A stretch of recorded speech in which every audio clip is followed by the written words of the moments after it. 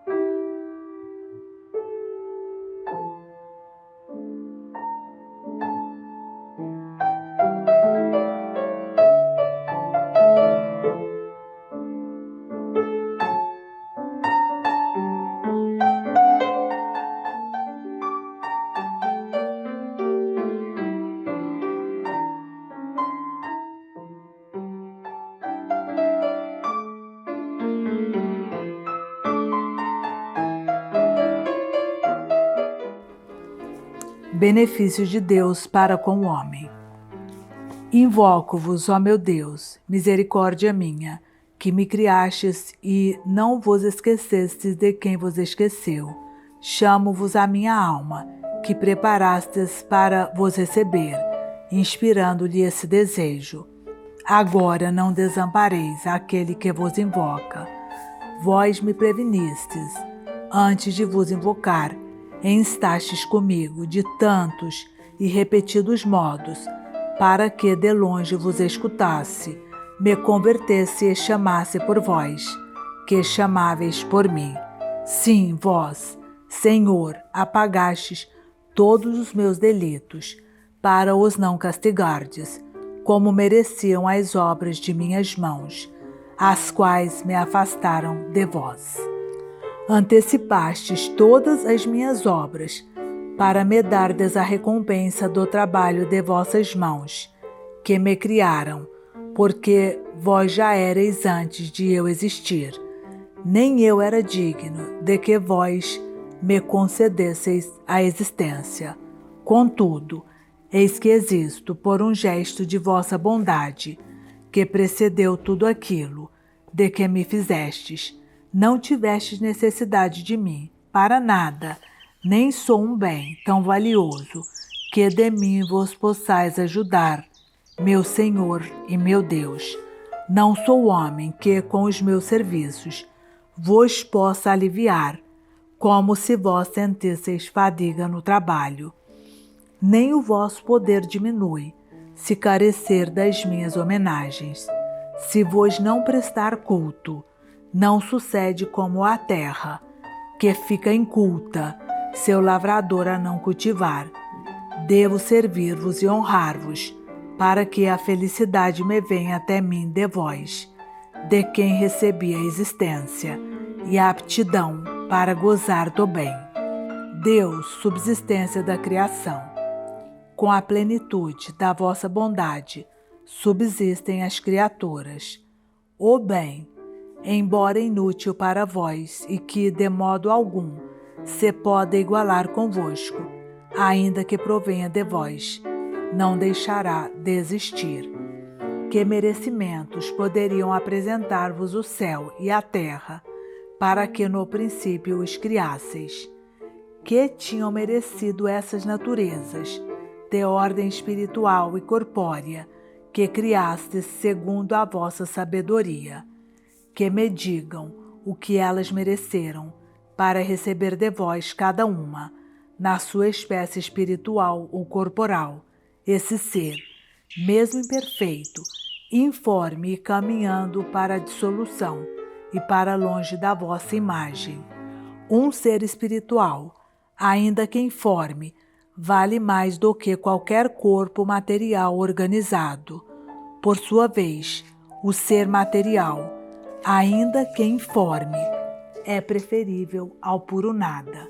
Assim, essas criaturas dependiam do vosso verbo e ficariam informes, se ele mesmo as não houvesse chamado à vossa unidade, e lhes não desse uma forma, de tal modo que todas vos ficaram devendo o serem muito boas, ó único e sumo bem. Que merecimentos antecipados apresentaram diante de vós estas criaturas, que nem sequer informes existiriam se as não criasseis, que vos mereceu a matéria corporal para que existisse, ao menos invisível e inorgânica, se nem sequer isso fora se a não tivesseis chamado à existência. Nenhuma coisa perante vós podia merecer o dom da criação, visto que não existia para o merecer, e que favores devíeis à criatura espiritual, ainda incipiente, para que vagueasse pelo menos tenebrosa, semelhante aos abismos e diferente de vós, se o vosso verbo a não conduzisse ao mesmo verbo que a criou, e a não iluminasse e transformasse em luz, luz não igual ao verbo, mas semelhante à sua beleza, que vos é igual. Assim como para um corpo não é a mesma coisa ser corpo e ser belo. Caso contrário, não poderia haver disformidade. Assim também para um espírito criado, não é a mesma coisa viver, e viver sapientemente, pois de outro modo a sua ciência seria imutável, mas é para ele sumamente proveitoso quedar-se sempre unido a vós, para que, afastando-se, não perca a claridade que adquiriu, com voltar-se para vós, e não resvale para a vida, semelhante às trevas dos abismos. Na verdade, nós, que pela alma somos criaturas espirituais, afastados outrora de vós, nossa luz, fomos trevas nessa vida, e por entre os restos da nossa escuridão, lutamos até que nos tornemos vossa justiça, em vosso único Filho, e nos assemelhemos às montanhas de Deus. Efetivamente, fomos objeto dos vossos juízos, que são profundos como o abismo. O manancial divino, a respeito das palavras que dissestes nos alvores da criação, faça-se a luz, e fez-se a luz. Entendo que a sua aplicação se adapta bem às criaturas espirituais, porque já então existia qualquer espécie de vida que poderíeis iluminar. Mas assim como nenhuma possui títulos especiais para ser essa vida que pudesseis iluminar, do mesmo modo nenhuma delas mereceu, depois de adquirir a existência, a graça de a iluminardes, tanto mais que a sua informidade, se a luz não fosse feita, de nenhum modo vos agradaria. A criatura espiritual agrada-vos, não pelo fato de existir, mas por ver a luz que a ilumina e por aderir a ela. Assim, deve a sua vida e toda a sua felicidade de viver apenas à vossa graça.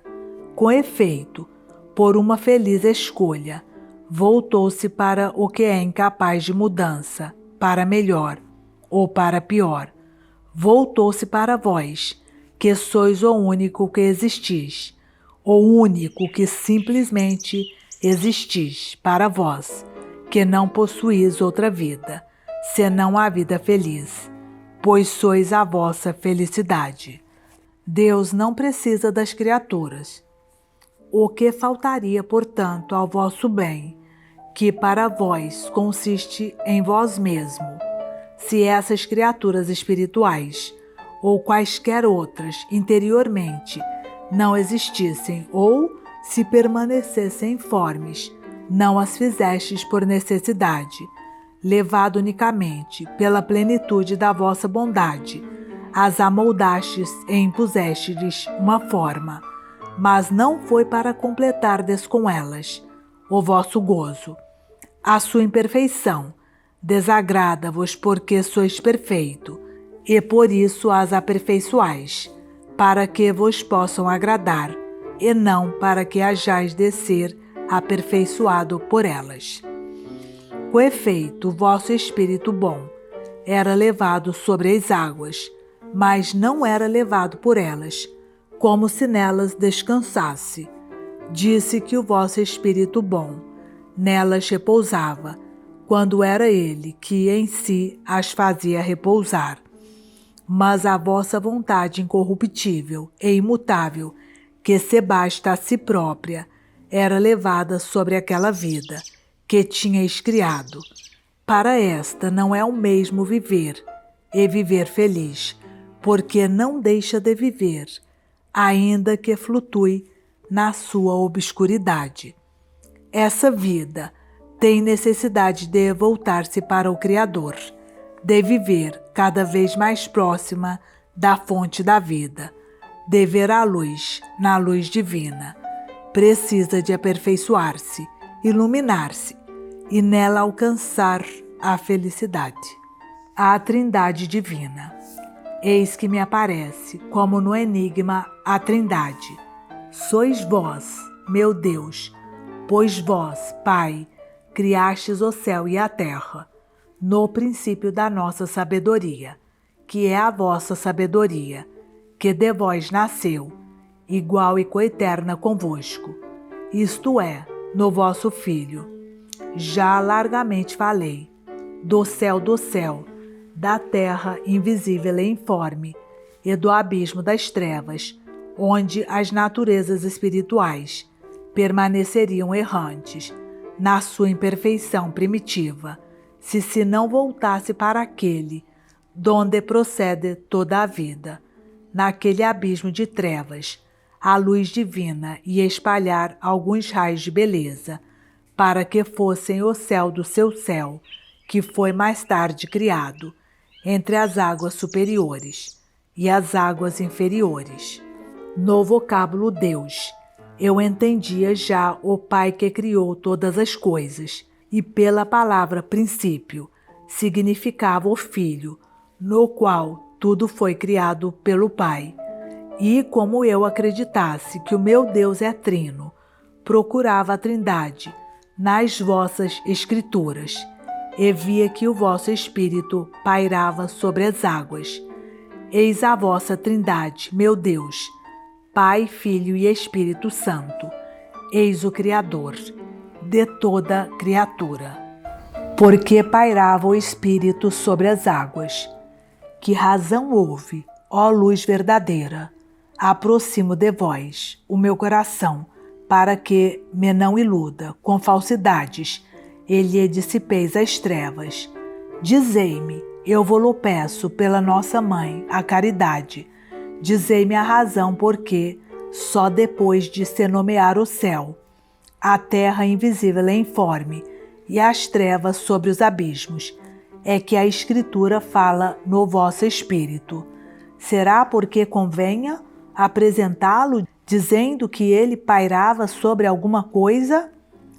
E como se poderia dizer isto, sem fazer menção do elemento, sobre o qual se poderia imaginar pairando o vosso espírito? De fato não pairava, acima do Pai, nem acima do Filho, nem se poderia dizer que pairava, se não pairasse sobre alguma coisa.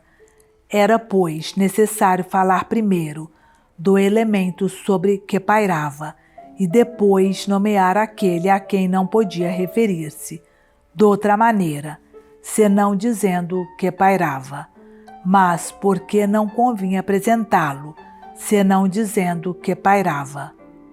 Dons do Espírito Santo. Agora, aquele que eu puder fazer, siga pela inteligência o vosso apóstolo, quando diz que a vossa caridade se difundiu nos vossos corações, pelo Espírito que nos foi dado.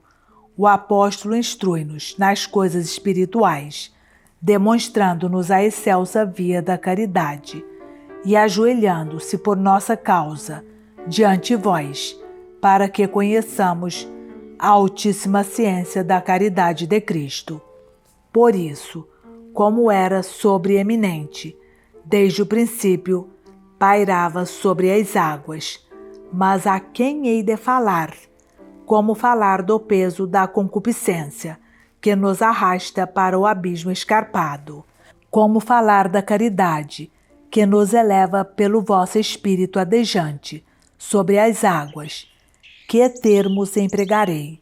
Submergimo-nos e emergimos, mas nem sequer há lugar onde mergulhemos e venhamos à superfície. Que maior semelhança e que maior diferença! Por um lado, são os nossos afetos, os nossos amores, a imundície do nosso espírito, a deixar-se arrastar para baixo, pelo amor das preocupações. Por outro, é a vossa santidade, que nos eleva por amor da tranquilidade, para que levantemos os corações ao alto, até junto de vós, onde o vosso espírito paira, sobre as águas, e para que cheguemos à excelsa paz, depois de a nossa alma ter atravessado as águas desta vida, que nada tem de firme. A inquietação e o regaço de Deus. Caiu o anjo, caiu a alma do homem, mostrando com a sua queda que lá nas profundezas das trevas havia o abismo. Este encerraria todas as criaturas espirituais, se não tivesseis dito desde o princípio, faça-se a luz, e a luz não tivesse aparecido, e todas as inteligências da vossa cidade celeste se não unissem a vós, pela obediência, e descansassem em vosso espírito, que pairava imutável sobre os seres transitórios. Do outro modo, o céu do céu seria em si um abismo de trevas, ao passo que agora é luz do Senhor.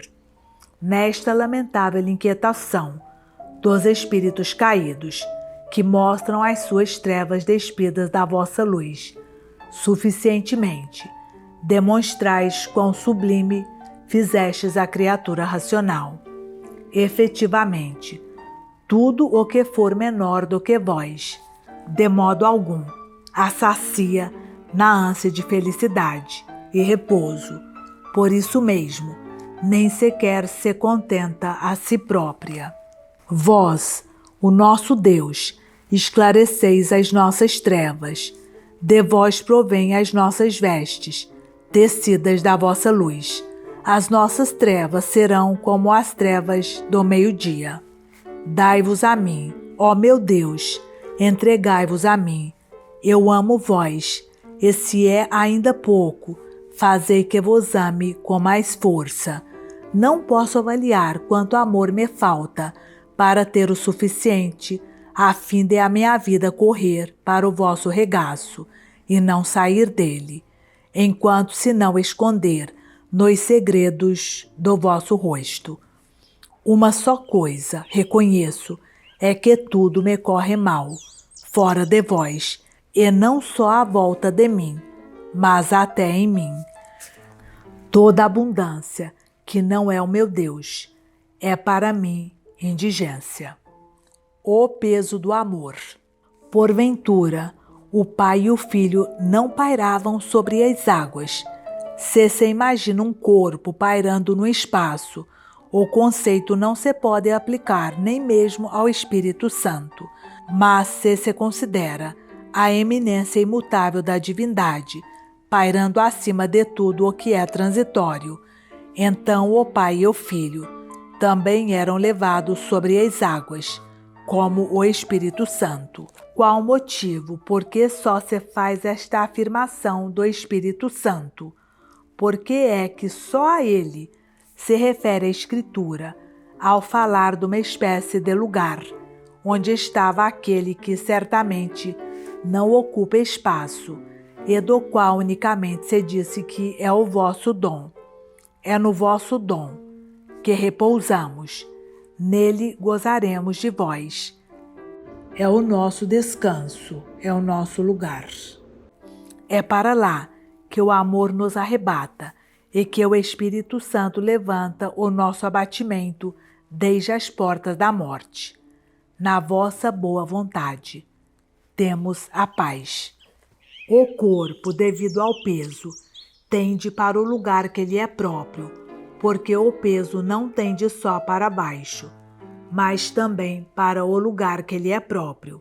Assim, o fogo encaminha-se para cima e a pedra para baixo. Movem-se segundo o seu peso, dirigem-se para o lugar que lhes compete. O azeite derramado sobre a água aflora a superfície. A água vertida sobre o azeite submerge-se debaixo deste. Movem-se segundo o seu peso e dirigem-se para o lugar que lhes compete. As coisas que não estão no próprio lugar agitam-se, mas quando encontram, ordenam-se e repousam.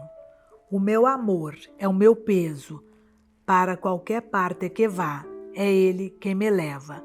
O vosso dom inflama-nos e arrebata-nos para o alto. Ardemos e partimos, fazemos ascensões no coração e cantamos o cântico dos degraus. É o vosso fogo benfazejo, que nos consome enquanto vamos e subimos, para a paz da Jerusalém celeste. Regozijei-me com aquilo que me disseram. Iremos para a casa do Senhor. Lá nos colocará a boa vontade, para que nada mais desejemos, senão permanecer ali, eternamente. Tudo o que temos é dom de Deus. Feliz a criatura que não conheceu outro estado, e, contudo, ela não o teria alcançado, se imediatamente após a sua criação, sem nenhum intervalo de tempo, o vosso dom, que paira sobre todo objeto mutável, a não tivesse erguido, com a palavra que dissestes: faça-se a luz, e fez-se a luz.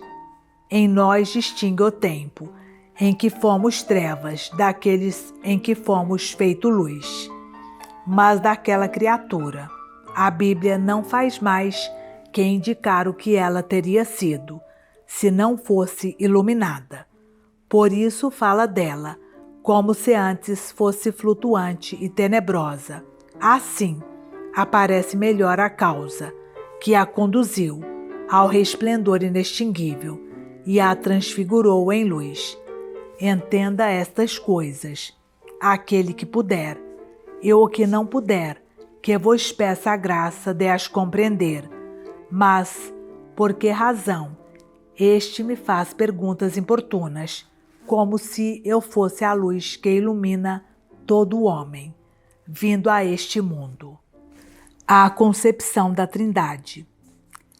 Quem compreende a Trindade onipotente, e quem não fala dela, ainda que a não compreenda, é rara a pessoa que, ao falar da Santíssima Trindade, saiba o que diz. Contendem e disputam, e contudo ninguém contempla esta visão, sem paz interior. Quisera que os homens meditassem 3 coisas dentro de si mesmos. Todas estão muito afastadas da augusta Trindade, mas apresento-lhes assunto, onde se exercitem, experimentem e sintam quão longe estão de compreender este mistério. As 3 coisas que digo são: existir, conhecer e querer. Existo, conheço e quero. Existo sabendo e querendo, e sei que existo e quero existir e saber. Repare quem puder, como a vida é inseparável nestes 3 conceitos: uma só vida, uma só inteligência, uma só essência, sem que seja possível operar uma distinção que, apesar de tudo, existe. Cada um está diante de si mesmo. Estude-se, veja e responda-me. Mas se refletir nesta matéria e me responder o que tiver descoberto, não julgue que chegou a conhecer o que é incomutável. Este, como tal, é superior a todas estas operações da alma.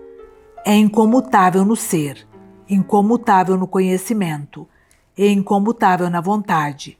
Mas é por causa destas 3 faculdades que existe em Deus a Trindade, ou estas 3 faculdades existem, em cada uma das pessoas divinas, de tal maneira que todas as três se encontram em cada uma delas, ou ambas as coisas se realizam misteriosamente, numa simplicidade, que é justamente multiplicidade, sendo a Trindade o seu próprio fim infinito, pelo qual existe, se conhece, se basta, imutavelmente, na magnitude copiosa da sua unidade. Quem facilmente o pensará? Quem o poderá explicar de algum modo? Quem se atreverá temerariamente a dar uma solução de qualquer modo? O Fiat Lux na Igreja. Ó minha fé, avança na tua confissão. Diz ao Senhor teu Deus: Santo, Santo, Santo é o Senhor meu Deus. Em vosso nome, Pai, Filho e Espírito Santo, fomos batizados. Em vosso nome, Pai, Filho e Espírito Santo, batizamos, pois pelo seu Cristo criou Deus entre nós um céu e uma terra, isto é, os espirituais e os carnazes, os perfeitos e os imperfeitos da sua igreja. A nossa terra, antes de receber a forma da doutrina, era invisível e desordenada. Estávamos enterrados nas trevas da ignorância, porque castigastes o homem pela sua iniquidade, e os vossos justos juízos são como abismos profundos. Mas porque o vosso Espírito pairava sobre as águas, a vossa misericórdia não abandonou a nossa miséria. E dissestes: faça-se a luz. Fazei penitência, pois se aproximou o reino dos céus. Fazei penitência, faça-se a luz, porque a alma nos perturba. Lembra-nos de vós, ó Senhor, na terra do Jordão, na montanha igual a vós, mais diminuída em altura, por nossa causa. Desagradaram-nos as nossas trevas. Voltamo-nos para vós, e fez-se a luz. Fomos outrora trevas, agora, porém, somos luz no Senhor. Somos lamparina que há de ser estrela. Contudo, somos luz só pela fé, e não pela visão clara de Deus. Fomos salvos pela esperança, e quando se vê o que se espera, não há esperança. Ainda o abismo chama por outro abismo, mas é já por intermédio do sussurro das vossas cataratas. São Paulo que diz: não vos pude falar como a espirituais, mas sim como a carnais. Até ele julga que ainda não alcançou a meta.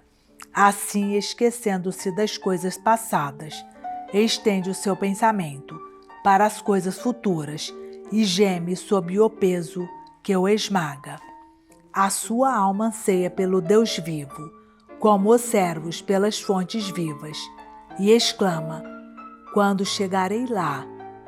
Desejando abrigar-se sob a sua morada, que está no céu, chama também pelos que estão no abismo inferior, dizendo: não vos conformeis com este século, mas reformai-vos pela renovação do vosso espírito. Não sejais crianças nas vossas mentes, mas sede como crianças, quanto ao mal, para que sejais perfeitos no espírito. E repreende também: ó loucos Gálatas, quem vos fascinou? Isto dilo São Paulo, não já com a sua voz, mas com a vossa, enviastes lá de cima o Espírito Santo, por intermédio de Jesus, que subiu ao alto, a abrir as cataratas dos vossos dons, para que a torrente caudalosa alegrasse a vossa cidade. Por esta suspira São Paulo, o amigo do esposo, possuindo já em si as primícias do Espírito, mas gemendo ainda consigo mesmo, esperando a adoção e o resgate do seu corpo. Por ela suspira, pois é membro da esposa. Por ela se abraseia em zelo, pois é o amigo do esposo. Zela pela igreja, e não por si, porque com a voz das vossas cataratas, e não com a sua, chama por outro abismo, objeto do seu zelo e dos seus temores.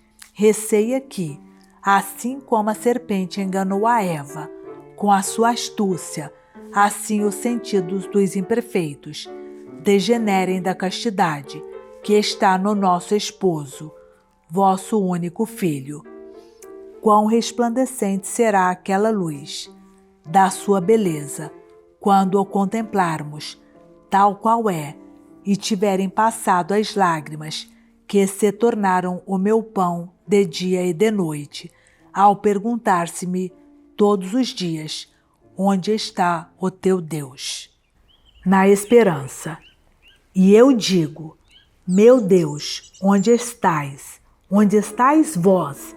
Respiro em vós um pouco, quando derrama a minha alma sobre mim, num cântico de exultação e de louvor, semelhante ao ruído de um festim. Mas ainda está triste, porque escorrega e se transforma em abismo, ou melhor, sente que é ainda abismo.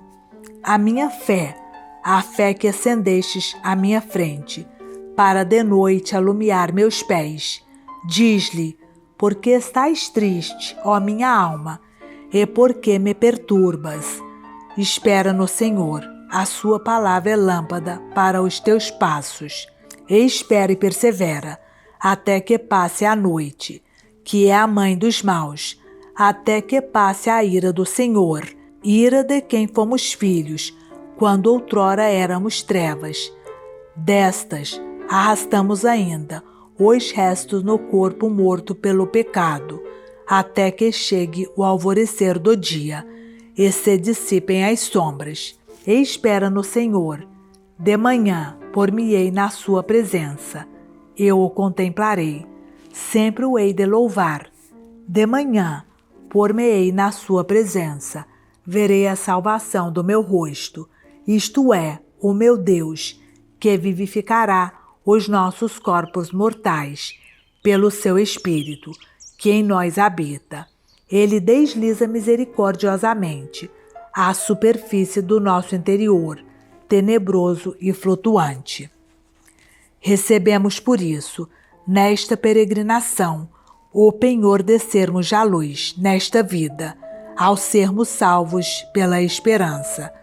De filhos da noite e das trevas, que dantes éramos, tornamo-nos filhos da luz e do dia. Só vós, por entre a incerteza da ciência humana, distingues entre uns e outros, porque provais os nossos corações, e chamais a luz dia, e as trevas noite. Sim, quem senão vós pode fazer este discernimento? Mas que coisa possuímos, que não tenhamos de vós recebido? Fomos feitos vasos de honra, da mesma massa de argila, de que outros foram feitos vasos de ignomínia. A Escritura e os anjos. Mas quem, senão vós, Senhor, estendeu sobre nós, e para nosso proveito o firmamento, de autoridade da vossa divina Escritura. O céu será dobrado, como um livro, e agora estende-se como um pergaminho, sobre as nossas cabeças. A vossa divina Escritura goza da mais sublime autoridade, depois que aqueles mortais, por quem nola dispensastes, encontraram a morte. Vós, Senhor, sabeis como vestistes de peles os homens, ao tornarem-se mortais, pelo pecado, pelo que desdobrastes como um pergaminho o firmamento do vosso livro. Desenrolastes os vossos oráculos, em tudo concordes, que dispusestes acima de nós, por meio do ministério de homens mortais. Sem dúvida, pela sua morte, o fundamento da autoridade em vossas palavras, por eles divulgadas, admiravelmente se estende acima de tudo o que existe cá embaixo, na terra. Enquanto eles viveram no mundo, essa autoridade não se tinha dilatado tão sublimemente. Ainda não tinhas desenrolado o céu, como se faz a um pergaminho.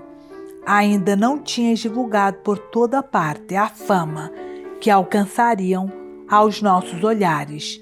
Neles está o vosso testemunho, que dá sabedoria aos humildes. Completai, meu Deus, os vossos louvores pelos lábios daqueles que ainda são meninos e crianças de peito. De fato, não conhecemos outros livros que assim destruam a soberba e assim arruinem o inimigo, defensor que resiste a toda reconciliação convosco e advoga seus pecados. Não conheci, ó Senhor, não conheci palavras tão puras que tanto me persuadissem a confessar-vos, que tanto suavizassem a sujeição da minha mente ao vosso jugo e me convidassem a servir-vos tão desinteressadamente. Possa eu compreender essas verdades, ó Pai querido, concedeste favor à minha sujeição, já que para os submissos as firmastes. Há sobre esse firmamento outras águas que, segundo creio, são imortais e isentas de toda a corrupção terrena. Que elas louvem o vosso nome, que os povos supracelestes de vossos anjos, que não têm necessidade de olhar este firmamento, nem de conhecer pela leitura a vossa palavra, vos bendigam. Eles veem continuamente a vossa face e percebem, sem o auxílio de sílabas que passam, a vossa vontade. Sim, percebem-na, elegem-na e amam-na. Aprendem continuamente e nunca esquecem o que aprendem. Elegendo e amando a vossa vontade, leem a imutável estabilidade de vossas resoluções. Os seus códices não se fecham, nem os seus livros se cerram, porque vós mesmos sois eternamente o seu livro, já que estabelecestes os vossos anjos acima deste firmamento, por vós assente sobre a fraqueza dos homens, para que esses, olhando, conheçam a vossa misericórdia, que no tempo vos enaltece, a vós, Criador dos tempos. No céu, Senhor, reside a vossa misericórdia, e a vossa verdade levanta-se até as nuvens. Passam as nuvens, porém o céu permanece. Passarão desta vida eterna os pregadores da vossa palavra, mas a vossa escritura estender-se-á sobre todos os povos até ao fim dos séculos. Também o firmamento e a terra deixarão de existir, porém vossas palavras jamais hão de emudecer. Este pergaminho será enrolado, e o feno sobre o qual se estendia sumir-se-á com o seu resplendor. Mas a vossa palavra permanece eternamente. Agora ela aparece-nos não como é, mas em enigma de nuvens e através do espelho do céu, porque ainda não manifestou o que havemos de ser, posto que também nós sejamos diletos ao vosso Filho. Jesus olha-nos através da teia da carne, acariciou-nos, inflamou-nos no seu amor, e nós corremos atrás do aroma do seu perfume. Mas, quando aparecer, seremos semelhantes a ele, porque vê-lo-emos tal qual é. Senhor, concedei-nos a graça de o vermos como é, pois ainda o não podemos contemplar. Ciência, luz e vida.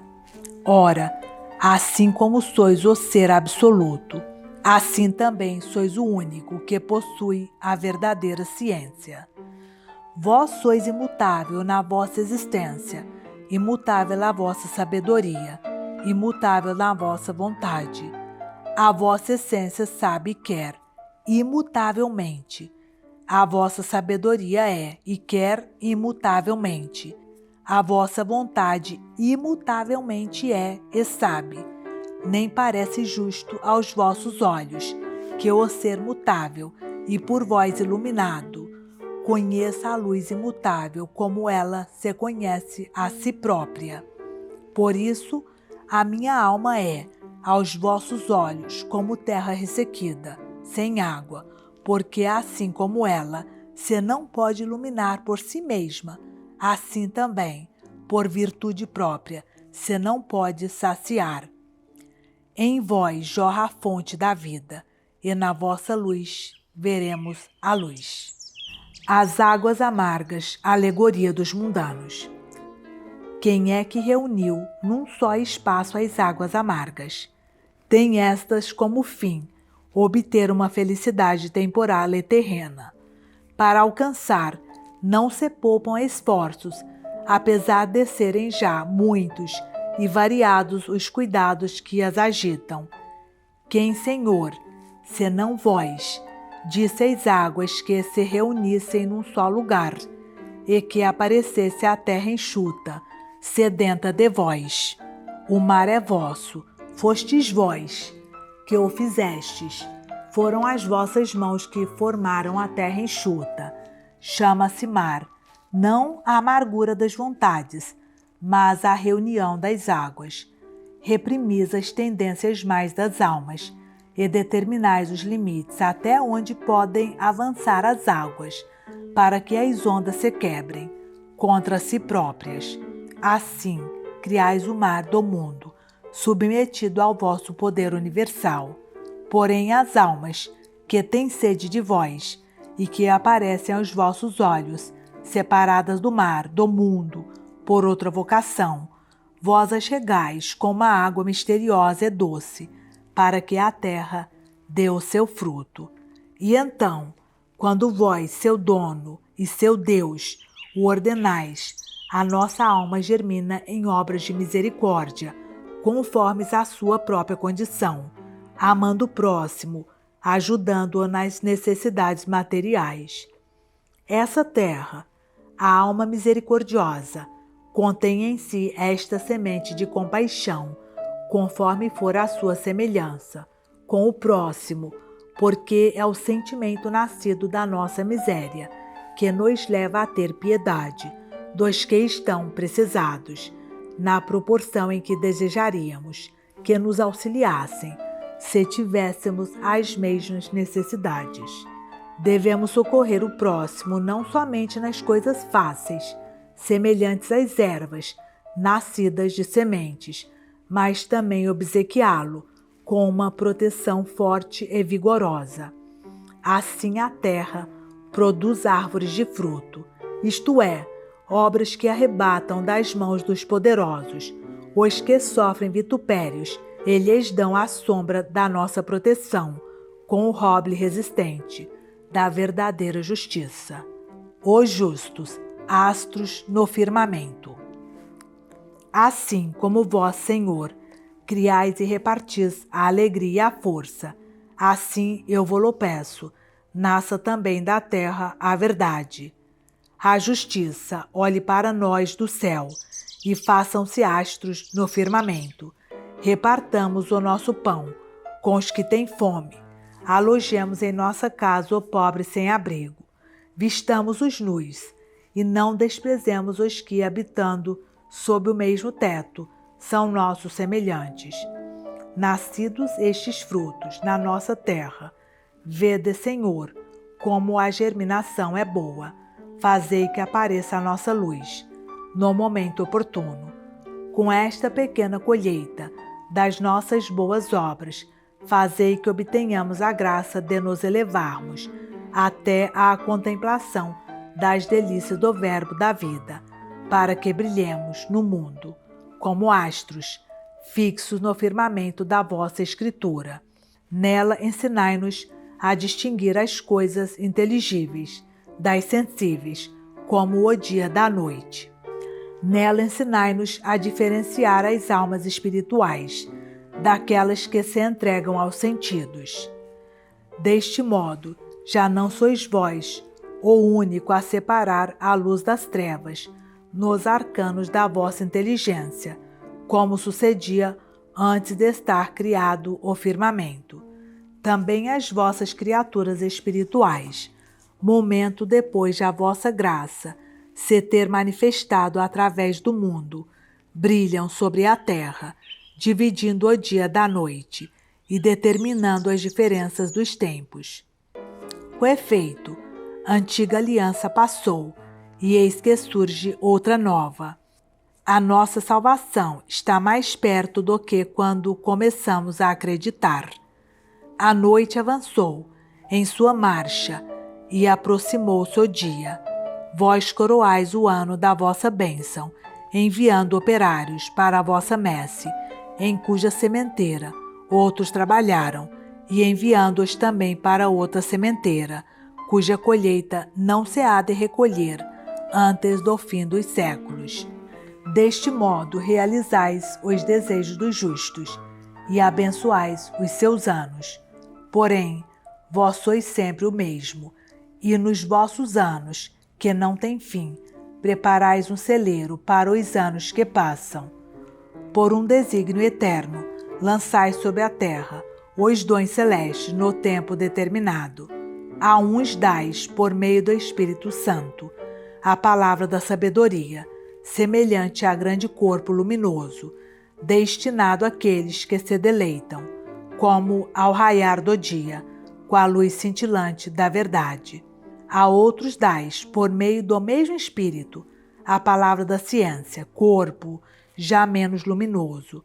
A outros dais a fé, a outros o poder de curar, a outros o dom dos milagres, a outros o da profecia, a outros o dom do discernimento dos espíritos, a outros o dom das línguas. E todos estes dons são como estrelas. Todas estas graças as opera um só e mesmo Espírito, que reparte por cada um os seus dons, como lhe agrada. É Ele quem, distintamente, para a utilidade dos fiéis, faz aparecer o brilho destes astros.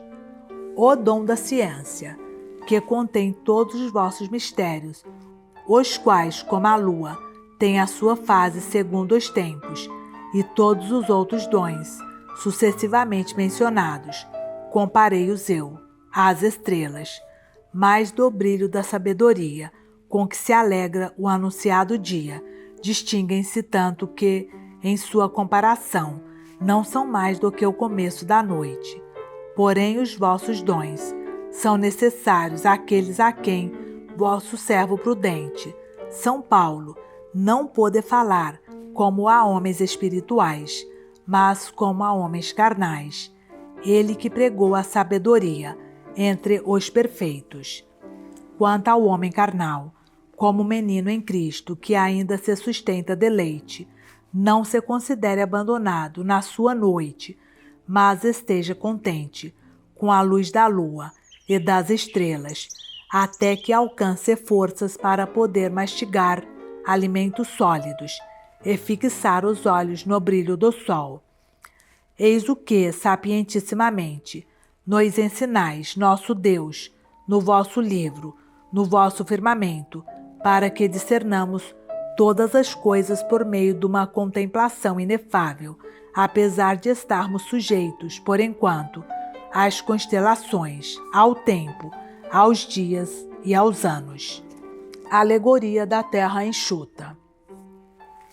Mas, antes de tudo, lavai-vos e sede limpos, tirai a maldade de vossas almas e da presença de meus olhos, para que a terra enxuta comece a aparecer. Aprendei a praticar o bem, prestai justiça ao órfão, mantende os direitos da viúva, para que a terra produza erva de pastagem e árvores frutíferas. Em seguida vinde, disputemos, diz o Senhor, para que brilhem os astros no firmamento e espalhem a luz sobre a terra. Perguntava aquele rico ao bom mestre que havia de fazer para conseguir a vida eterna. Diga-lhe o bom mestre, bom porque é Deus, mas que o rico tinha na conta de simples homem e de nada mais.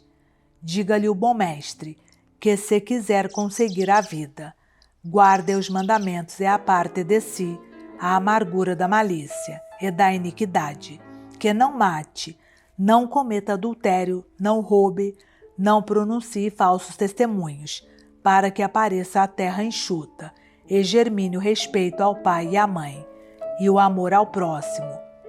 Tudo isto fiz eu, respondeu o rico. Donde provém então tantos espinhos, se esta terra é boa e frutífera?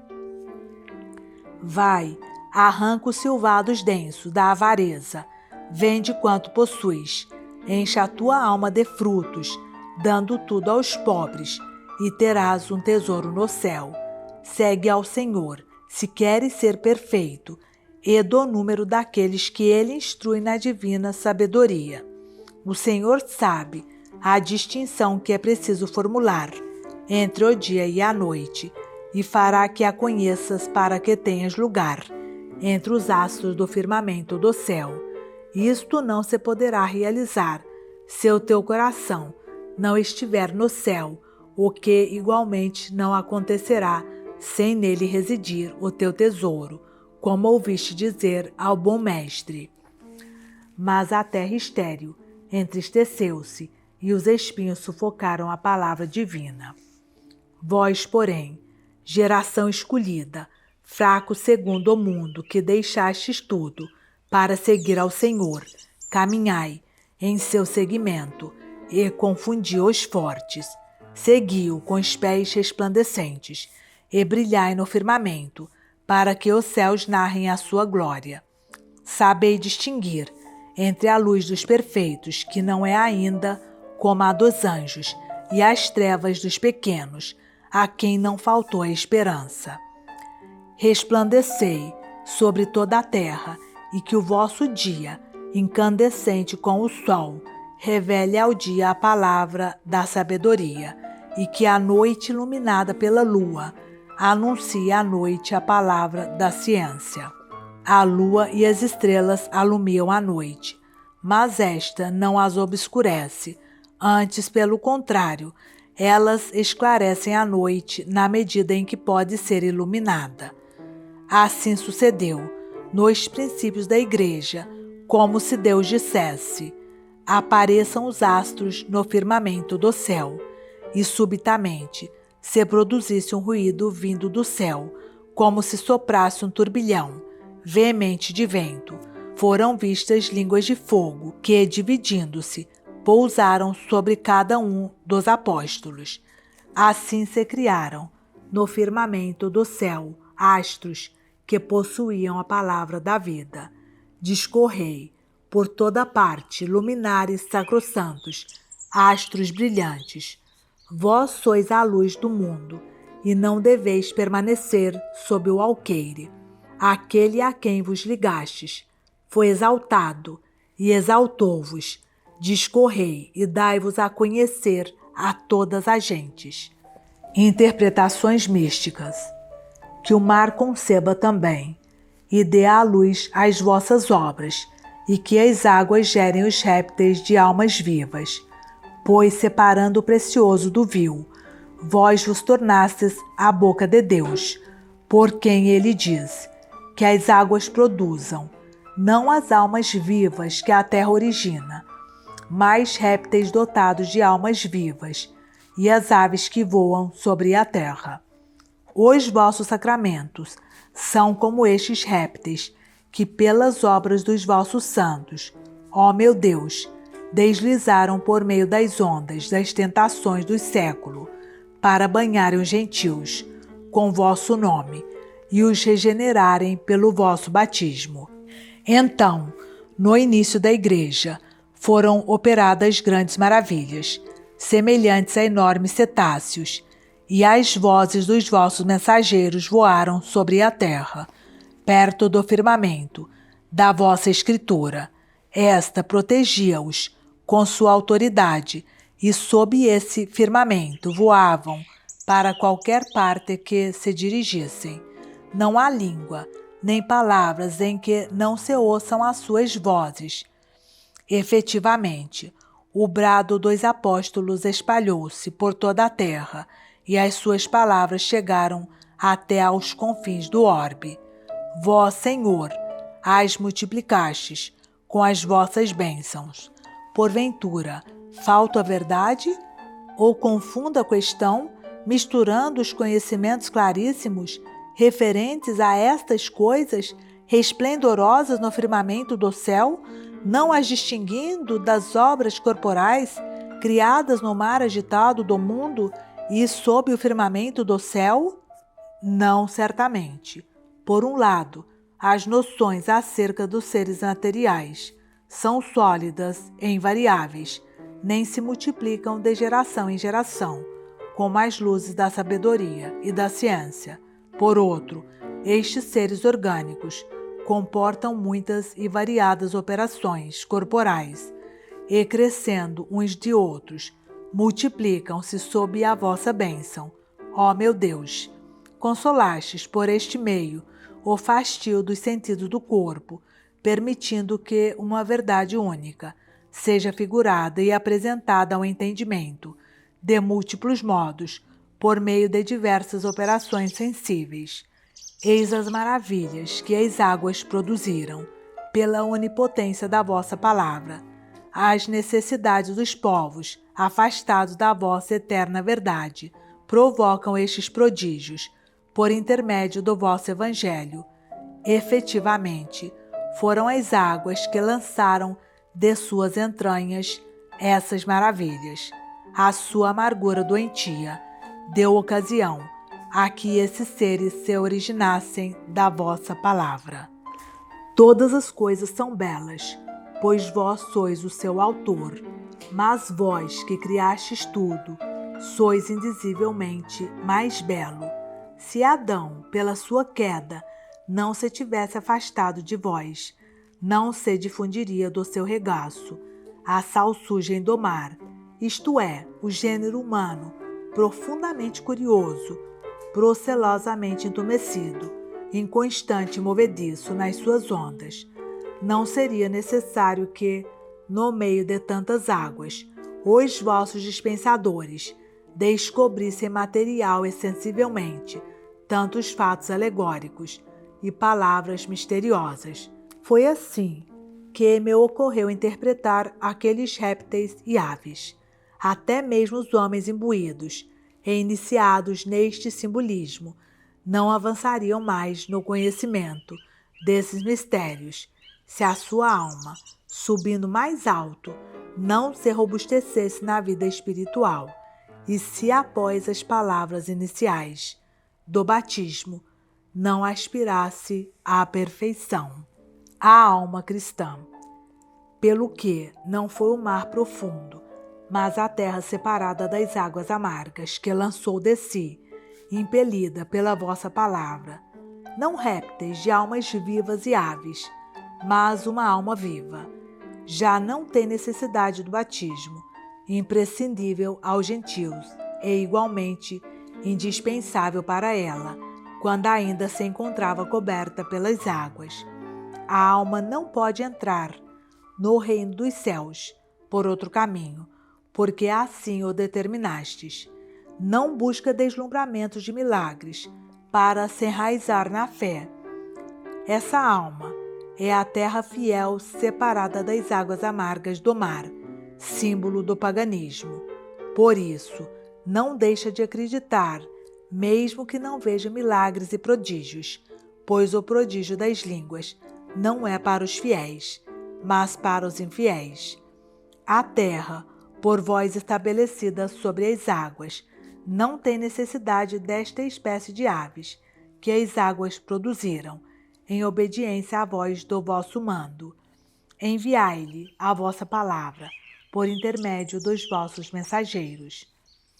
Nós falamos das maravilhas dos apóstolos, mas quem age por seu intermédio, para que possam produzir uma alma viva, sois vós. Quem a germina é a terra, porque é a causa de que se realizem estes fenômenos à sua superfície, assim como o mar foi a causa de que fossem produzidos os répteis de almas vivas e as aves sob o firmamento do céu. A terra já não precisa de aves e répteis, porque se alimenta do peixe, tirado do fundo do oceano, para aquela mesa da Eucaristia que preparastes na presença dos crentes, pois se foi extraído do fundo das águas, foi para alimentar a terra, e as aves, ainda que nascidas do mar, multiplicam-se também sobre a face da terra. A infidelidade dos homens foi a causa das primeiras palavras dos evangelizadores, que exortam os fiéis. Eles lançam a bênção de muitos modos, de dia em dia. Mas a alma viva, a alma cristã, recebeu a sua origem da terra, porque só os fiéis é meritório refrearem-se no amor a este mundo, para que a alma deles viva para vós. Sim, ela estava morta quando vivia, Senhor, nas delícias, que eram mortíferas, porque só vós sois as delícias vitais do coração puro. Que os vossos ministros trabalhem na terra, não como entre as águas da infidelidade, anunciando e falando por milagres e frases místicas que, à vista destes prodígios misteriosos, tornam atenta a ignorância, mãe da admiração. Tal é a entrada da fé para os filhos de Adão, que, esquecidos de vós, se escondem da vossa face e se tornam um abismo. Os vossos ministros arrotem esse campo como terra enxuta, separada das falsas do abismo, e sejam modelo para os fiéis, vivendo na sua presença, de tal modo que os excitem a imitar o bem.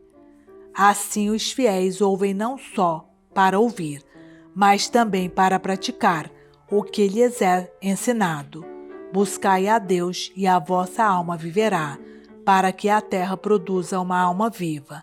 Não vos conformeis com este mundo, abstende-vos dele.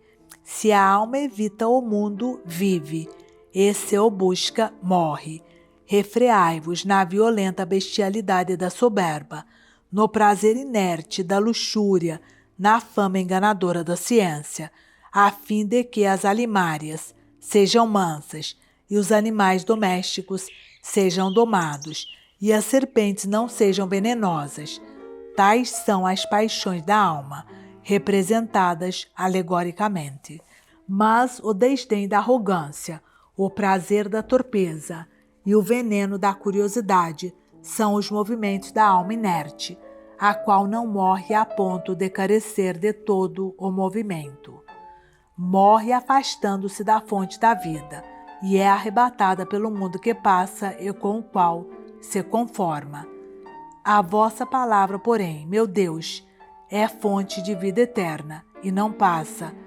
Pela vossa palavra, é-nos proibido esse afastamento de vós, ao dizer-nos, não vos conformeis com este mundo, a fim de que a terra produza uma alma viva, na fonte da vida, uma alma pura que observe a vossa palavra, declarada pelos evangelistas, e imite os imitadores do vosso Cristo. Eis o sentido místico da expressão, segundo a espécie, porque o homem imita aquele que ama. Sede como eu, disse São Paulo, porque também sou como vós. Deste modo, as feras, as paixões da alma viva, tornar-se-ão boas, na doçura das suas ações. Assim nolo ordenastes, ao dizer, realiza as tuas obras na mansidão, e serás amado por todo homem. Os animais domésticos serão bons. Se comerem, não terão fastio, e se não comerem, não padecerão fome.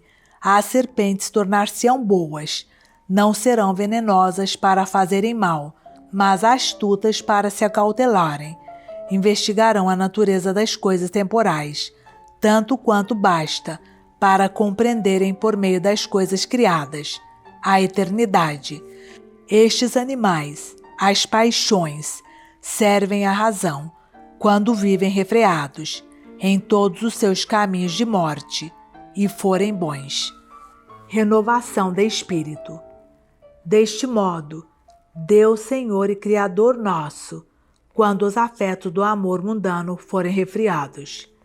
Vivendo mal, com eles morremos, e quando a alma for vivente, vivendo bem, e estiver cumprida aquela sentença que dissestes pela boca do apóstolo, não vos conformeis com este mundo, seguir-se-á aquilo que imediatamente ajuntastes. Assim dissestes, mas reformai-vos, no rejuvenescimento da vossa mente, não já segundo a espécie, como quem imita uma personagem, ou como quem vive cingido à autoridade de um homem mais justo. Não dissestes, faça-se o homem segundo a sua espécie, mas façamos o homem à nossa imagem e semelhança, para que entendamos qual seja a vossa vontade. Além disso, o vosso dispensador, São Paulo, que gerava os filhos pelo Evangelho, não querendo que aqueles que alimentara com o leite e que, como ama, criara fossem criancinhas, disse-lhes, reformai-vos no rejuvenescimento do vosso espírito, para entenderdes qual seja a vontade de Deus e discernirdes o bem, o agradável e o perfeito. Por isso não dizeis, faça-se o homem, mas façamos o homem. Nem dizeis segundo a espécie, mas a nossa imagem e semelhança. O homem, renovado pelo Espírito, e vendo perfeitamente a vossa verdade, não precisa das indicações de outro homem, para proceder segundo a sua espécie. Graças aos vossos ensinamentos, ele mesmo compreende a vossa vontade e aquilo que é bom, agradável e perfeito. Vós o ensinais a ver a trindade da unidade e a unidade da trindade, porque já é capaz deste ensinamento. Tendo vós falado no plural, façamos o homem, afirma-se logo no singular, e fez Deus o homem. Tendo vós falado no plural, a nossa imagem, enuncia-se no singular, a imagem de Deus. Deste modo, o homem renova-se no conhecimento de Deus, segundo a imagem daquele que o criou, e tornando-se espiritual, julga de todas as coisas que certamente hão de ser julgadas. Porém ele, de ninguém é julgado. De que coisas pode julgar o homem espiritual?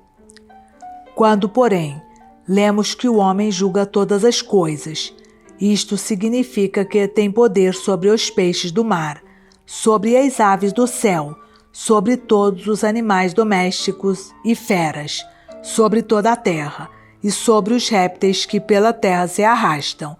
Este poder exerce-o por meio da inteligência, pela qual percebe o que é do Espírito de Deus. Mas o homem, posto em lugar de honra, não entendeu a sua grandeza e igualou-se aos jumentos insensatos, tornando-se semelhante a eles. Por isso, na vossa igreja, meu Deus, tanto os que presidem como os que obedecem julgam pelo Espírito segundo a graça que a cada um concedestes, porque somos obra vossa e criados para obras boas. Desse modo, formastes a criatura humana, o homem e a mulher, na vossa graça espiritual, sem que, no entanto, houvesse na ordem do Espírito distinção de sexo entre eles, porque não há judeu, nem grego, nem escravo, nem homem livre. Portanto, os espirituais, quer os que presidem, quer os que obedecem, julgam espiritualmente a sua inteligência, não se exerce sobre os pensamentos intelectuais que brilham no firmamento, pois não lhes pertence formular juízos sobre tão sublime autoridade. Nem julgam da vossa escritura, ainda que esta contenha obscuridades, porque lhe devemos sujeitar a inteligência. Temos como certo, ainda mesmo, o que permanece velado à nossa compreensão, e acreditamos que isso não foi dito com justiça e com verdade. Deste modo, o homem, se bem que já é espiritual e renovado no conhecimento de Deus, segundo a imagem daquele que o criou, deve ser cumpridor e não juiz da lei. Igualmente, não pode ajuizar daquilo que distingue os homens espirituais dos carnais.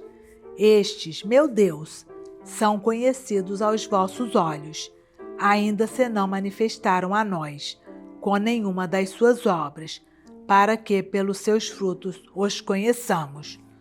Porém vós, Senhor, já os conheceis, já os classificastes, já lhes fizestes ocultamente o convite, antes de ser criado o firmamento. Também não é da gente alvorotada deste mundo que o homem espiritual julga, efetivamente, que tem ele a julgar, dos que estão fora, ignorando quem dentre eles chegará à doçura da vossa graça, e quem há de permanecer na eterna amargura da impiedade. Portanto, o homem que fizestes à vossa imagem não recebeu poder sobre os astros do céu, nem sobre o próprio firmamento misterioso, nem sobre o dia e a noite, que chamastes à existência antes da criação do céu, nem sobre a junção das águas, que é o mar, mas recebeu jurisdição sobre os peixes do mar, sobre as aves do céu, sobre todos os animais, sobre toda a terra e sobre todos os répteis que rastejam no chão. Julga, pois, e aprova o que é bom e condena o que é mal, quer na celebração dos sacramentos, pelos quais são iniciados os que a vossa misericórdia procura, no mar profundo, quer no banquete em que se apresenta o peixe, tirado do fundo do oceano, para alimento da terra fiel, quer nas vozes alegóricas e nas palavras sujeitas à autoridade do vosso livro, e que voam, por assim dizer, sob o vosso firmamento, quando o vosso pregador interpreta, expõe de certa disputa, louva e vos invoca com orações. Estas brotam em voz alta dos seus lábios, para que o povo responda: assim seja. A razão, porque precisamos de anunciar tudo isso por palavras materiais, é o abismo do mundo e a cegueira da carne, que não nos permite contemplar os pensamentos alheios, e por isso nos obriga a valer-nos de vozes, redenções, que firam ruidosamente os ouvidos dos outros, para lhes comunicarmos os nossos pensamentos. Assim, ainda que as aves se multipliquem sobre a terra, recebem contudo a sua origem das águas. Também o homem, que vive segundo o Espírito, formula o seu parecer, aprovando o que é reto e censurando o que encontra de vicioso nas almas e costumes dos fiéis. Julga das esmolas, que são como frutos da terra, da alma viva, que dominou suas afeições, pela castidade, pelos jejuns, pelos pensamentos piedosos. Julga de tudo aquilo que, pelos sentidos corporais, se manifesta. Resumindo, afirmo que o homem espiritual tem faculdade de julgar de tudo o que possa corrigir. Crescei e multiplicai-vos. Mas que é isto, e que mistério é? Abençoais os homens, Senhor, para que cresçam, se multipliquem e encham a terra. Não querereis dar-nos a perceber algumas coisas sobre essas palavras? Por que não abençoastes assim a luz, a quem chamastes dia, nem ao firmamento do céu, nem aos astros, nem às estrelas, nem à terra, nem ao mar? Eu diria, meu Deus, que nos criastes à vossa imagem. Sim, eu diria que quisestes conceder particularmente este dom ao homem, mesmo que assim não tivesseis abençoado os peixes e os cetáceos, para que crescessem, se multiplicassem e ocupassem as águas do mar, e para que as aves se multiplicassem sobre a terra. Do mesmo modo, afirmaria que esta bênção se estende também a todas as espécies que a si mesmas se propagam, por meio de geração, se acaso as encontrasse entre os arbustos, entre as árvores de fruto e entre os animais da terra. Porém, nem as ervas, nem as árvores, nem aos animais ferozes, nem às serpentes foi dito: crescei e multiplicai-vos, se bem que todos esses seres se multiplicam por geração, como os peixes, as aves e os homens, e deste modo mantém a sua espécie. Que direi então, ó verdade e minha luz, que estas palavras foram proferidas inutilmente sem motivo? De modo nenhum. Pai de misericórdia, longe de mim, que o servo do vosso verbo, diga tal coisa. Se eu não entendo o que quereis dizer com estas palavras, entendam-no outros melhores que eu. Quer dizer, outros mais inteligentes, segundo a capacidade, meu Deus, que a cada um proporcionastes. Agrade-vos, pois, a minha confissão, feita diante de vossos olhos. Por ela declaro-vos que creio, Senhor, que não foi em vão, que assim falastes, nem calarei o que essas palavras me sugeriram ao lê-las. O que eu penso é verdadeiro, e nada impede que eu assim explique as palavras figuradas dos vossos livros. Sei que, por meio de sinais sensíveis, se significam diversas coisas que o nosso espírito percebe de uma única maneira, e que, pelo contrário, o espírito entende de muitas maneiras, o que os sinais sensíveis representam de uma só.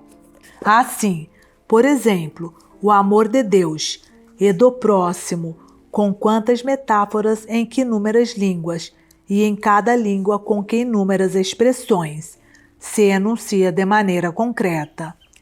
É neste sentido que crescem e se multiplicam os peixes das águas. Mas tu, leitor, quem quer que sejas, atende novamente.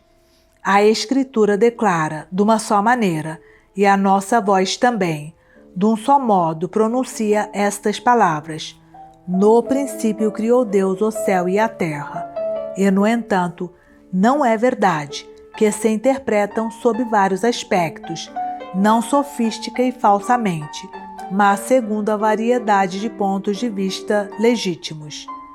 Assim crescem e se multiplicam as gerações dos homens. Se considerarmos, não alegoricamente, mas no sentido real a natureza das coisas, vemos que as palavras crescei e multiplicai-vos se estendem a tudo o que nasce de semente.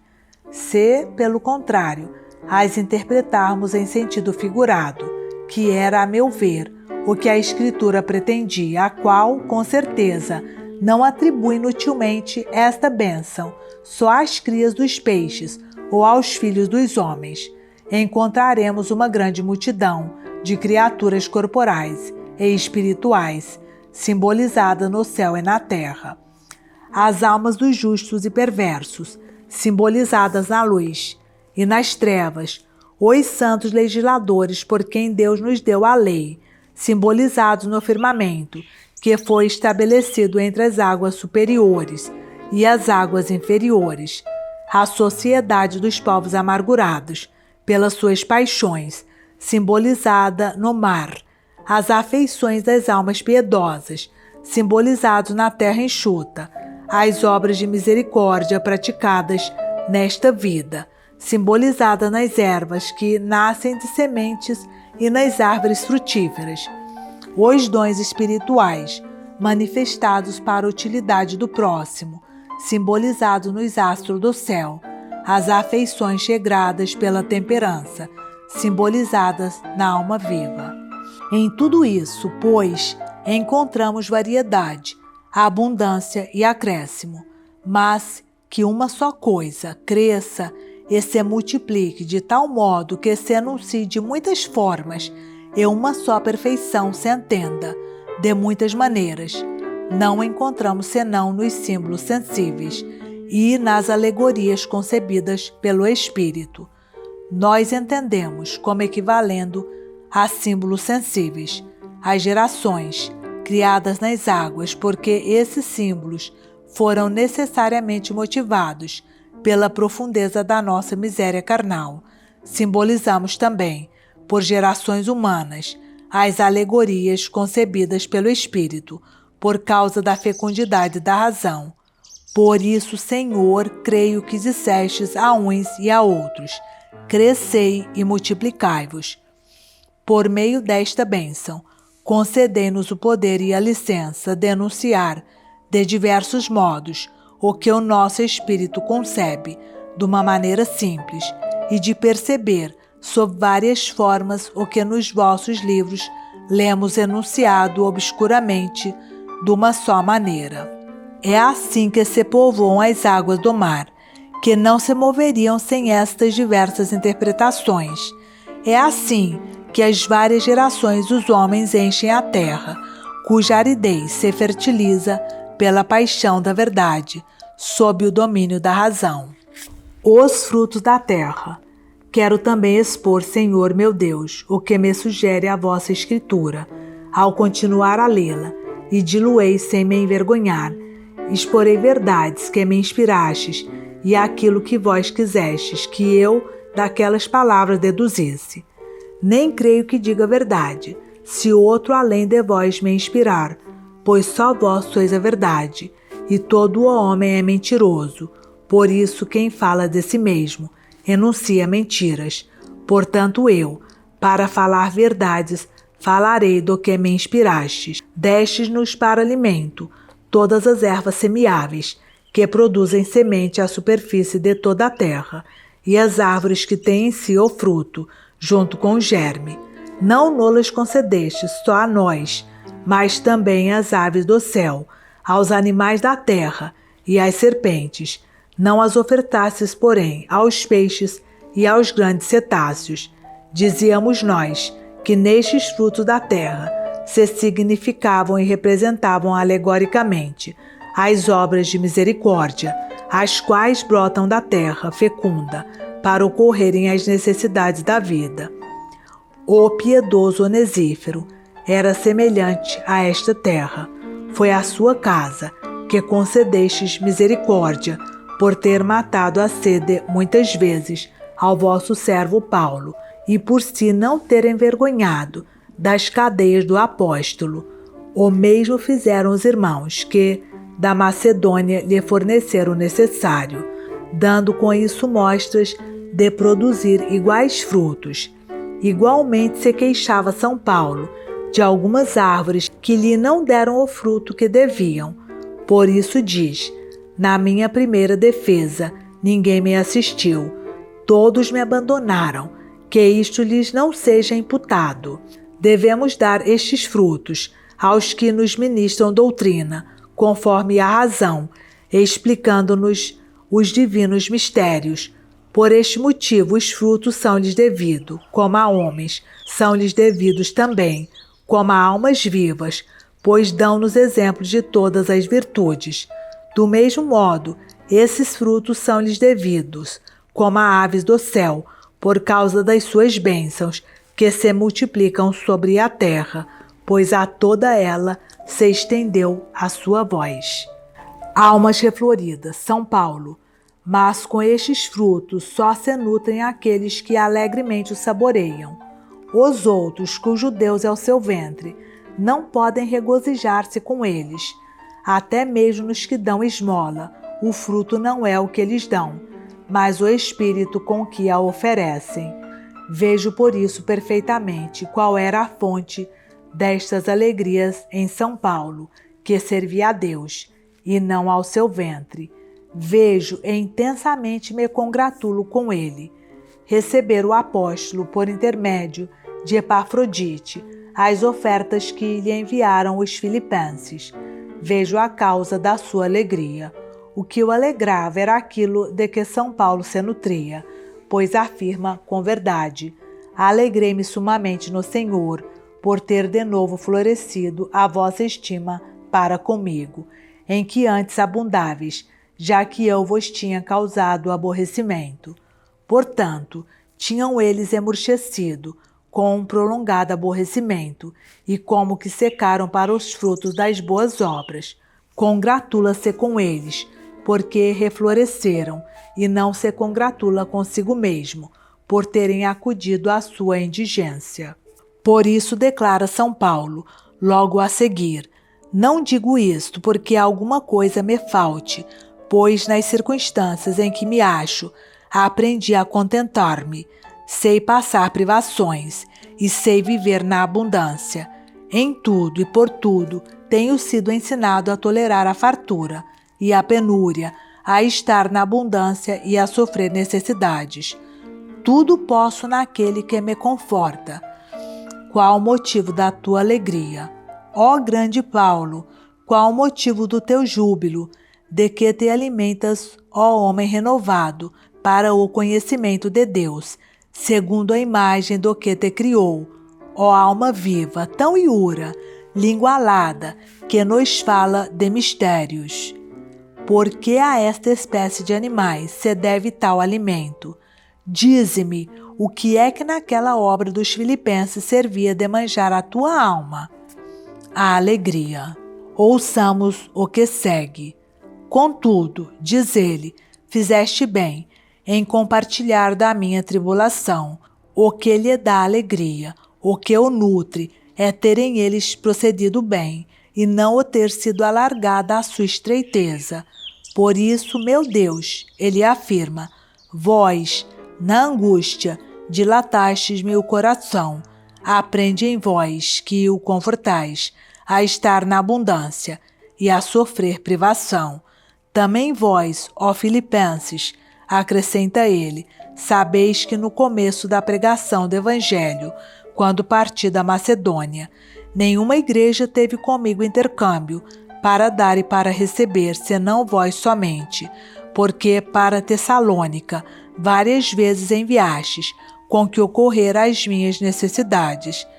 Agora rejubila, por terem voltado a praticar tão boas obras, e alegra-se por terem reflorido, como um campo fértil e verdejante.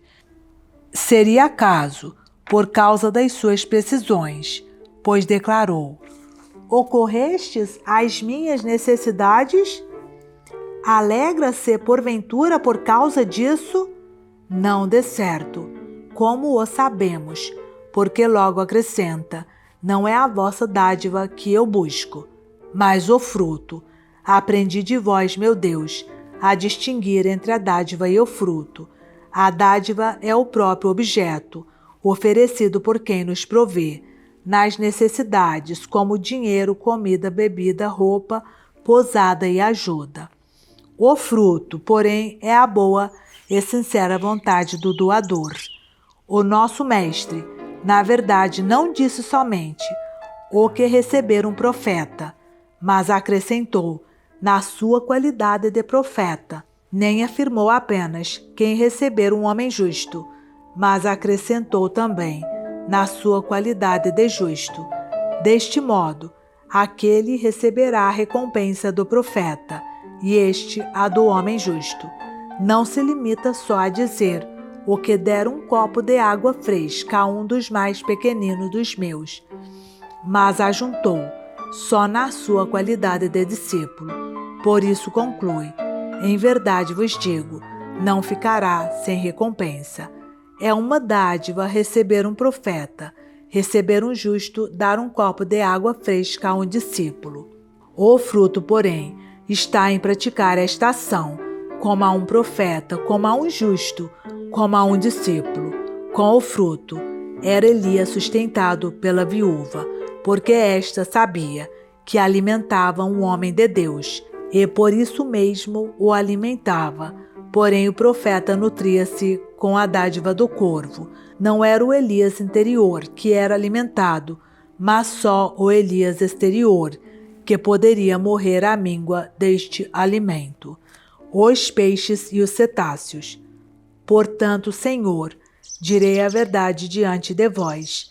Algumas vezes os homens ignorantes e infiéis, que para serem iniciados e ganhos à fé, precisam destas metáforas de principiantes e destes milagres grandílocos, figurados assim eu creio, sob o nome de peixes e de cetáceos, tomam o encargo de aliviar os vossos filhos, ou de os auxiliar, na alguma necessidade da vida presente, mas como ignora a natureza da sua ação e o verdadeiro motivo, porque a devem praticar, nem eles os alimentam, nem esses são alimentados por eles, porque nem os primeiros praticam essas boas obras com santa e reta intenção, nem os segundos se alegram com as dádivas, nas quais não descobrem ainda fruto algum.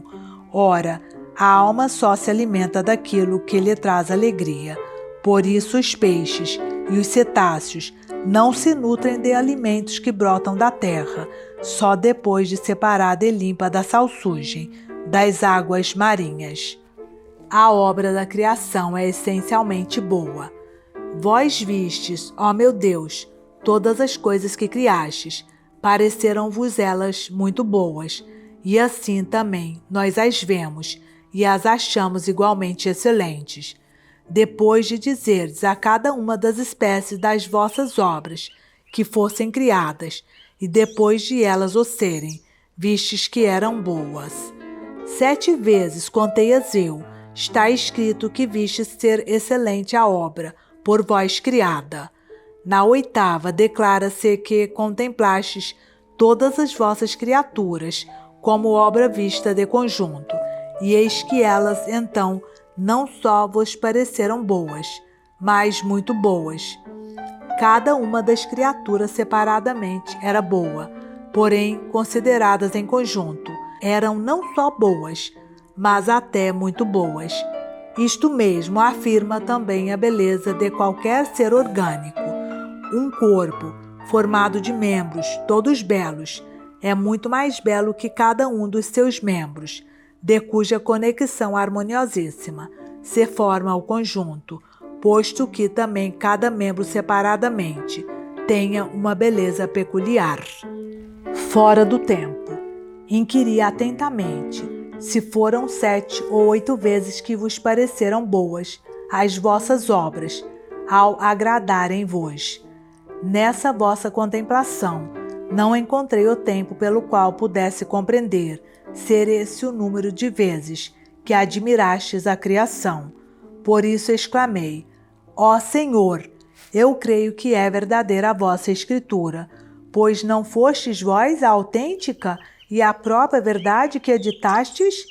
Porque me dizeis que a vossa visão dos seres criados não está sujeita ao tempo, se a vossa escritura me narra, dia a dia, ter de vós contemplado a excelência das vossas criaturas, e tendo-as eu contado as vezes que as vistes, achei o seu número. A isso me respondeis: porque sois o meu Deus. O dizeis com voz forte ao ouvido interior do vosso servo, rompendo a minha surdez, e exclamando: homem, o que a minha escritura diz, eu o digo, mas ela dilo no tempo, e este não atinge o meu verbo, que subsiste comigo numa eternidade igual à minha. Assim, o que vedes pelo meu espírito, sou eu que o vejo. O que dizeis pelo meu espírito, sou eu que o digo. Mas assim como quando vós contemplais estas coisas no tempo, eu não as contemplo no tempo. Assim, quando vós as dizeis no tempo, eu não as digo no tempo. Erros dos maniqueístas sobre a criação. Eu ouvi, Senhor meu Deus, a vossa voz. Tomei uma gota de doçura da vossa verdade. Compreendi que há alguns a quem desagradam vossas obras, dizendo que muitas delas as criastes, impelido pela necessidade, como, por exemplo, a estrutura do céu e a organização dos astros. Afirmam que as não fizestes por vós mesmo, mas que já existiam criadas, noutro lugar, tirando-as de lá, simplesmente as reunistes, compondo-as e coordenando-as, quando edificastes as muralhas do mundo, depois de vencidos os inimigos, para que, cativos nessa fortaleza, jamais pudessem de novo rebelar-se contra vós. Dizem que nem criastes os outros seres, nem os ordenastes, como, por exemplo, os organismos corpóreos, todos os animais pequeninos e também tudo o que se agarra à terra, por meio de raízes. Declaram que um espírito hostil e uma outra natureza por vós não criados os formam e geram nas regiões inferiores do mundo. Esses insensatos afirmam tais coisas porque não veem as vossas obras através do vosso espírito, nem vos reconhecem nelas. Deus ilumina o nosso olhar. O contrário sucede àqueles que contemplam essas obras pelo vosso espírito, porque então sois vós quem vê neles. Por conseguinte, quando veem que são boas, vós vedes também essa bondade, em tudo que lhes agrada, por causa de vós, nisso vos tornais agradável, e aquilo que pelo vosso Espírito nos agrada, é em nós que vos agrada. Quem dos homens sabe o que é do homem, senão o Espírito do homem, que nele está? Assim também, o que pertence a Deus, ninguém o sabe, senão o Espírito de Deus. Nós, porém, de São Paulo, recebemos não o Espírito deste mundo, mas o Espírito que é de Deus, para conhecermos dos dons que Deus nos concedeu. Sinto-me impelido a perguntar, não sabendo ninguém com certeza o que é de Deus, senão o Espírito de Deus. Como conhecemos nós também os dons que Deus nos concede? Responder-me-á alguém, as coisas que nós conhecemos pelo seu Espírito, ninguém as sabe senão o Espírito de Deus. Por conseguinte, assim como se disse com toda razão àqueles que falavam pelo Espírito de Deus, não sois vós quem fala, e aos que sabem pelo Espírito de Deus, não sois vós quem sabe. Não menos retamente se diz àqueles que veem pelo Espírito de Deus, não sois vós quem vê. Deste modo, tudo o que pelo Espírito de Deus vem de bom, não são eles, mas Deus quem o vê assim. Por isso uma coisa é um julgar como mal o que é bom, como os maniqueístas, de que acima falei, e outra, ver o homem como bom, o que é bom, como acontece a muitos a quem agrada a vossa criação, por esta ser excelente. Contudo, não sois vós que lhes agradais nela, pois querem antes o gozo da criatura, do que a vós. Enfim, outra coisa sucede, quando o homem vê que alguma criatura é boa, sendo Deus, quando vê nele que a criatura é boa, porque é bom que Deus seja amado naquilo que criou. Ele somente será amado pelo Espírito que nos concedeu, pois a caridade de Deus foi difundida em nossos corações pelo Espírito Santo, que nos foi dado.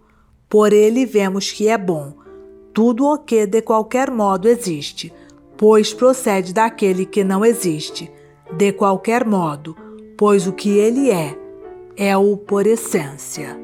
O conjunto da criação. Graças vos damos, Senhor. Vemos o céu e a terra, isto é, as partes superior e inferior corpórea, ou a criação espiritual e material, para adorno destas partes componentes, de toda a massa do mundo, ou de toda a criação no seu conjunto, vemos a luz criada e separada das trevas.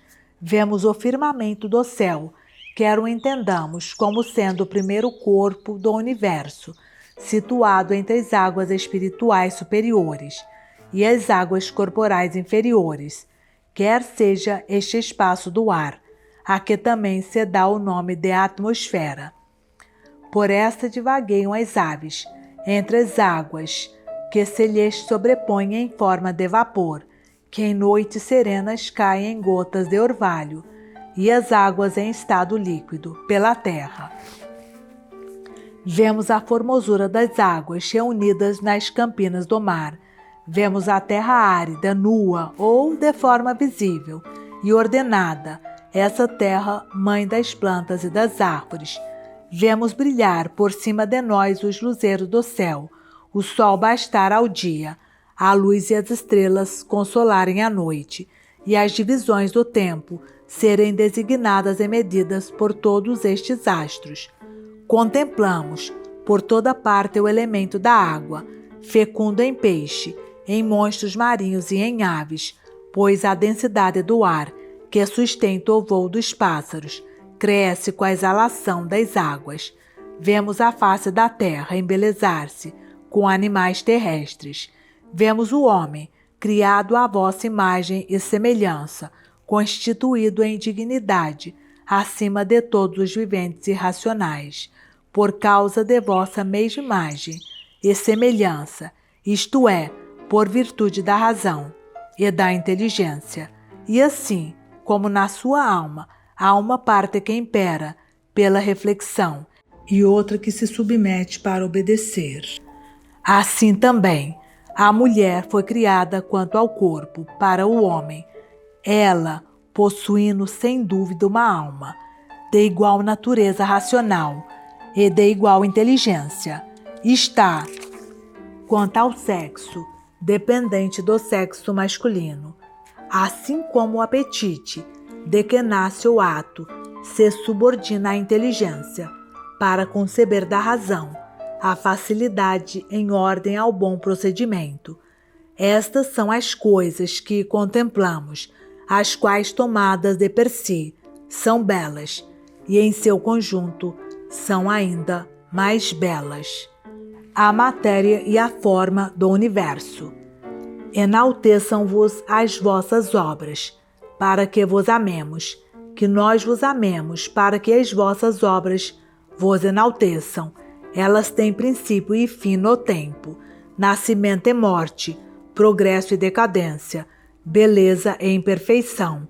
Portanto, todas elas têm sucessivamente, manhã e tarde, ora oculta, ora manifestamente, foram feitas por vós, do nada, não porém da vossa substância, ou de certa matéria pertencente a outrem, ou anterior a vós, mas da matéria concriada, isto é, criada por vós, ao mesmo tempo que elas, e que, sem nenhum intervalo de tempo, fizestes passar da informidade à forma.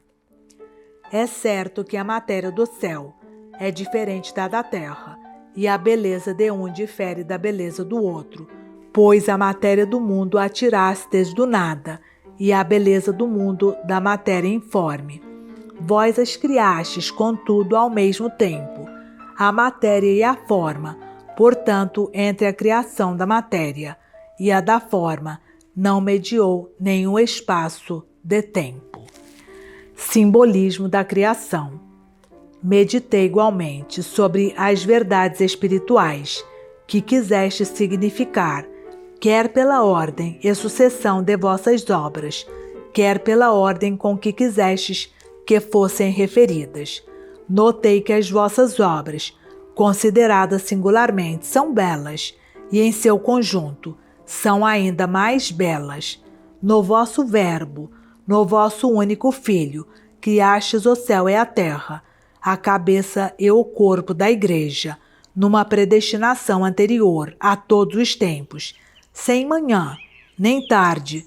Logo, porém, começastes a executar no tempo o que tinhais predestinado, a fim de manifestardes os vossos planos misteriosos e coordenardes as nossas desordens, pois sobre nós pesavam os nossos pecados. Longe de vós, precipitamo-nos na voragem das trevas. O vosso misericordioso Espírito pairava sobre nós, para vir em nosso auxílio, em tempo oportuno. Justificastes os ímpios, separaste-los dos pecadores, e confirmastes a importância da vossa Escritura entre as pessoas de autoridade, que vos haviam de ser dóceis, e entre os súditos, que se lhes haviam de sujeitar. Congregastes numa só aspiração a sociedade dos infiéis, para que aparecessem os bons sentimentos dos fiéis, e produzissem em vossa honra obras de misericórdia, distribuindo aos pobres igualmente os bens da terra, para adquirirem os do céu. Depois, acendestes no firmamento alguns luzeiros, isto é, os vossos santos que têm palavras de vida e refugem pela sublime autoridade conferida pelos dons espirituais, para comunicardes a vossa lei às nações idólatras. Formastes de matéria visível os sacramentos, fizestes milagres visíveis e determinastes em conformidade com o firmamento da vossa Escritura as palavras das vossas palavras, para que com elas fossem abençoados os fiéis. Em seguida, formastes no vigor da continência a alma viva dos cristãos, por meio dos afetos ordenados. Finalmente, renovastes a vossa imagem e semelhança, alma, somente a vós submissa, e que não precisa de nenhum exemplo de autoridade humana para imitar. Sujeitastes a atividade racional, ao poder do entendimento, como a mulher ao homem. Quisestes que a todos os vossos ministros, necessários para aperfeiçoar nesta vida os cristãos, fossem prestados auxílios pelos mesmos fiéis nas necessidades temporais. Esta obra de caridade ser-lhes-á valiosa para o futuro. Vemos todas estas coisas, e todas elas são muito boas, porque as contemplais em nós. Ó Deus, que nos concedestes o Espírito, para as podermos ver e para nelas vos amarmos. A paz. Ó Senhor meu Deus, concedei-me a paz, pois tudo nos oferecestes, a paz tranquila, paz do sábado que não entardece. Com efeito, toda esta ordem formosíssima de seres excelentemente bons há de passar depois de realizados os seus modos de existência. Fez-se neles alvorada e tarde. O penhor da vida eterna. Ora, o sétimo dia não tem crepúsculo, não possui ocaso, porque vós o santificastes, para permanecer eternamente. Aquele descanso com que repousastes no sétimo dia após tantas obras excelentes e sumamente boas, as quais realizastes sem fadiga, significa-nos, pela palavra de vossa Escritura, que também nós, depois dos nossos trabalhos, que são bons, porque nolos concedestes, descansaremos em vós, no sábado da vida eterna. O repouso de Deus. Também então repousareis em nós, da mesma maneira que agora operais em nós. Este nosso repouso será vosso por nós, assim como são vossas estas ações por nós. Senhor, vós sempre estáis ativo, sempre estáis em repouso, não vedes, não vos moveis, nem descansais conforme o tempo.